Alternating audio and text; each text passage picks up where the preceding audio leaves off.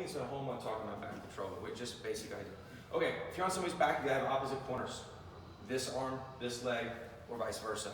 If you simply have two legs, Nelson's free to turn around inside me. This does me no good.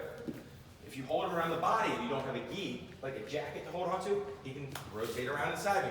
No good. So you gotta have opposite corners, a minimum. Okay, minimum you gotta have opposite corners. Now if you have an underhook on this side, this is an underhook, comes under, right? Overhook wraps over an arm, underhook goes under an arm, right? Underhook. You have to have a strangle hand. Okay? Underhook plus strangle hand makes a seat belt. Okay? Seat belt always latches, you grab the blade. This is the choking arm, the blade. Always grab this way, right? You grab the other way, seems like a good idea. Nelson breaks my grip. He has both of my hands. Grab the correct way, he breaks my grip. He's got to fight against the grip. Just keep fighting, you got to fight against one hand. You never break, and then it comes loose. Big, big, big difference.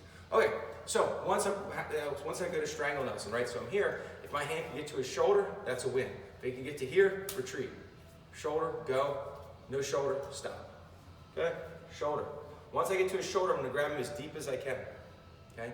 The whole time, guys, my head would be sitting right here and we'd be really close. I'd be leaning my right side of my face towards Nelson. Super, super close. This is just so I can talk. Okay? This hand then gets extracted. It doesn't do this stuff that you see like on the old Commando movies or WWE, right? You're not giving it an arm. You take your hand and you just cup the back of your hand and hide your elbow here. This way, at this step, if Nelson reaches back, there's nothing for him to grab. Okay? Once here, my hands open up, they kind of butterfly up, and they slide like this. I don't grab like this because if I grab the fingers down, Nelson, grab my hand, my fingers, and it rips loose. But the back of my hand, now grab my hand. Mechanically, it just doesn't come off. Now, the whole time, my head should be nice and tucked against Nelson. So what I'm going to do is I'm going to actually expand my rib cage like I'm doing a rowing motion. It's nothing to do with my arms. My arms are weak. My arms are just making the obstruction. My chest is pushing his throat into the obstruction. I'm not pulling the obstruction into him. I'm pushing him deeper into the obstruction.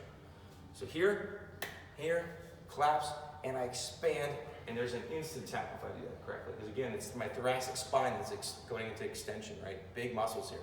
Now, one other thing that I can do to make this better is my hand stays on this side, but my elbow is going to try to track and come up.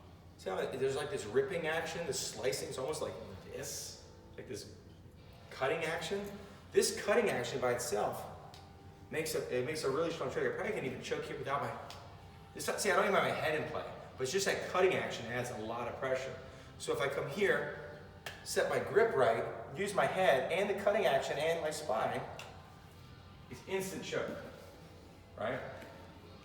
So when you do this repetition work, the partner, one, don't choke them a dozen times in a row like we just did with Nelson, not cool. Do it once or twice and switch, okay?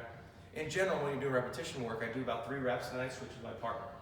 Enough to get some proficiency, but to keep the sloppiness or the boredom away, you know, switch. This maybe switch a little more frequently. You don't want to keep strangling your partner over and over again. It's not really cool. Something else was going to add to that and it's just now escaping.